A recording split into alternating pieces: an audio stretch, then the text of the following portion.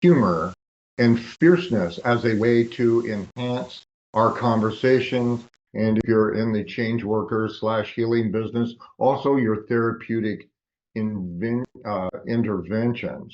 Because every time that we're having a conversation, we're trying to create an environment of not only joy but also strength where they can coexist. And I actually learned this from Stephen Gilligan, who has a really dry sense of humor, but he's got a great way of making a point. Is if your emotional connection to somebody is too compassionate or too humorous or too fierce, it's going to interfere with the flow of the conversation. And even though he was using a therapeutic context, he used an example of, imagine your therapist is like Barry Manilow, okay, or the guy from Air Supply. Do you really want that person like stealing all of your Kleenex during your therapeutic session? Too humorous might be, and I know that there's people out there, I'm looking at one of them, that absolutely frickin' hates Will Ferrell. So if you got somebody who's doing like stupid comedy, Adam Sandler, Will Ferrell, or the guys from Dumb and Dumber, that's not going to be a fun conversation. Everybody's had a conversation with somebody, and you're trying to talk about something important, and they're just popping off one-liners all day long, and it's not adding to the conversation, it's taking away from it. And then the other example would be fierceness.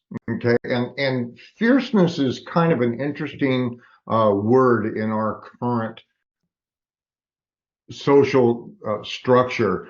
Being fierce can be construed as being aggressive or hostile. So if your therapist was Tony Soprano or the guy from The Walking Dead, that might be a bit much in your conversation, your therapeutic conversation. So let's go ahead and get started here and talk about compassion for a second.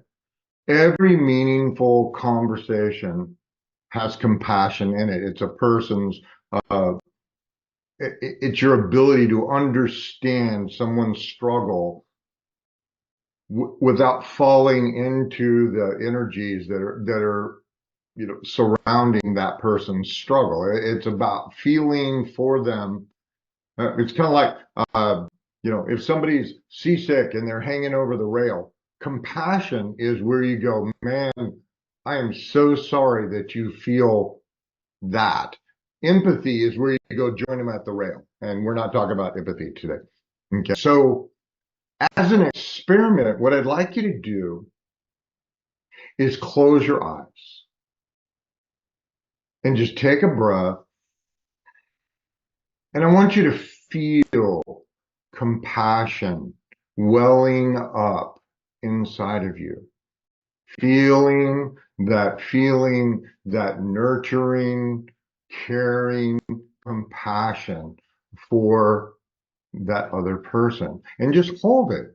And just hold it until you can't keep it inside any longer. And when you open your eyes, fill the room with your compassion.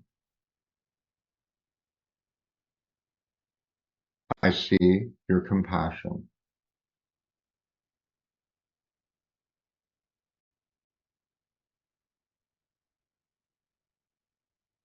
And I want you to remember that compassion isn't just about being kind. It's about being present.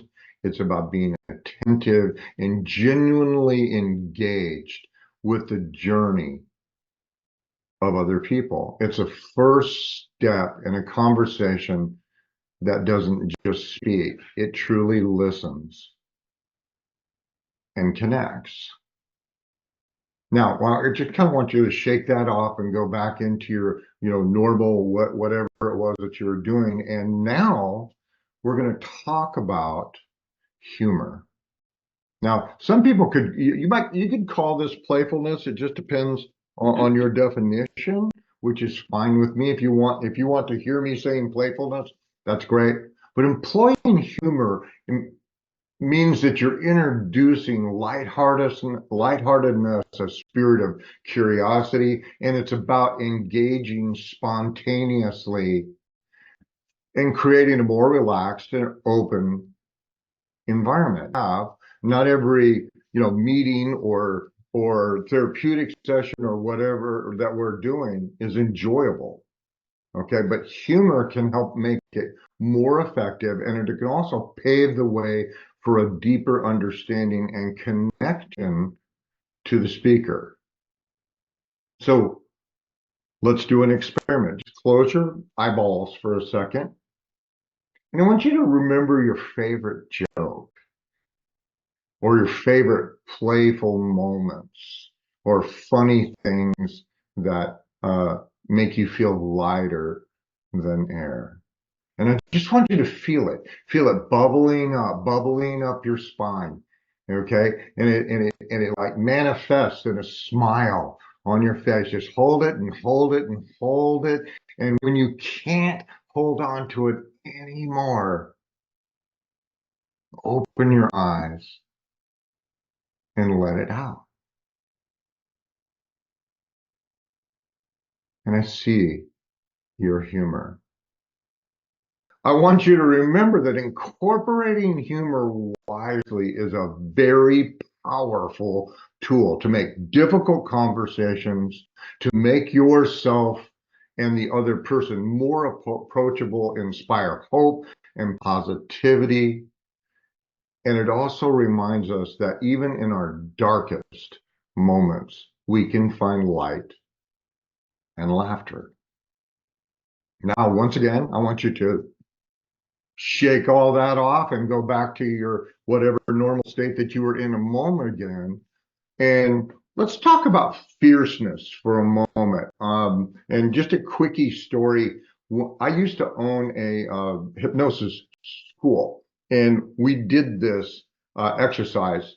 And one of the things that I had noticed was that the female students, they had no problem whatsoever connecting to their fierceness. You talk about that mama bear. Those people will climb over you, lift up your tank, and flip it over on top of you. And I noticed that some of the men had a really, really hard time connecting to their fierceness because they had been trained that anything overtly, strong or fierce was aggression, danger. And sometimes I would have to work with them a little bit to get them into their fierceness. And I want you to think about fierceness as a powerful form of care, a powerful form of commitment.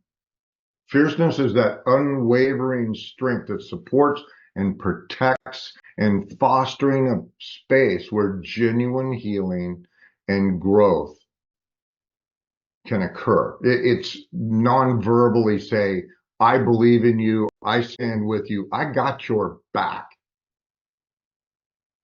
And integrating fierceness means speaking and listening passionately, persistently for what is right and what is needed, especially in hard conversations, or if you're confronting injustice, or if you're standing firm in the face of adversity.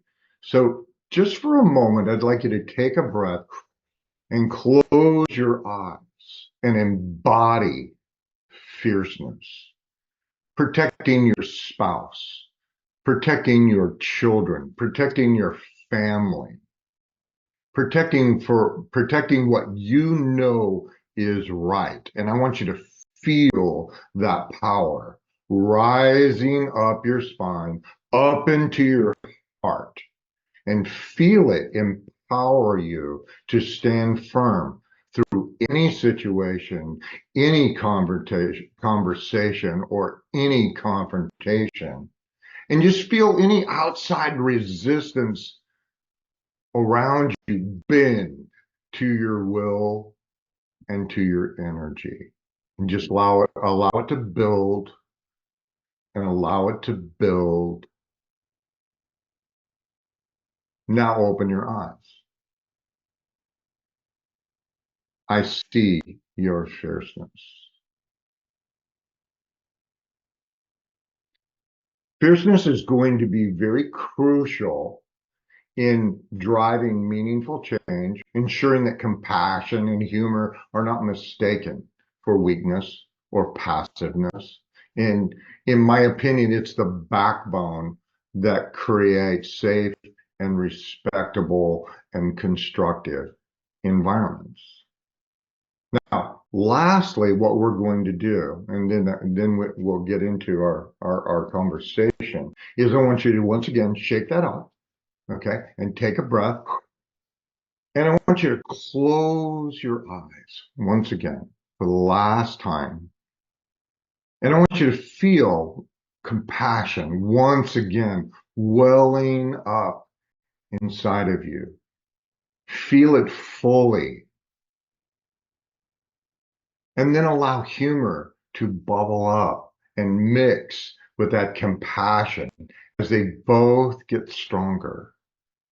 And then feel fierceness boiling up and mixing with compassion and humor as you create something completely new inside of you. Build it, build it. And when you can't hold on to this anymore, hold this new part inside of you, let it out through your eyes, through your thoughts, through your energy, and feel it permeate the space around you. And now imagine crafting a conversation that moves fluidly between all three of these elements, starting with compassion or building trust and understanding, weaving humor to lighten the mood, and anchoring in fierceness to empower the person that you're speaking to, as well as yourself. And this isn't just a surface conversation. This dives deep. It creates real change and real growth. And I'm hoping that you guys will like practice this, because this is a skill just like all of the other things that we've learned how to do. And practicing with compassion and humor and fierceness, it'll change the whole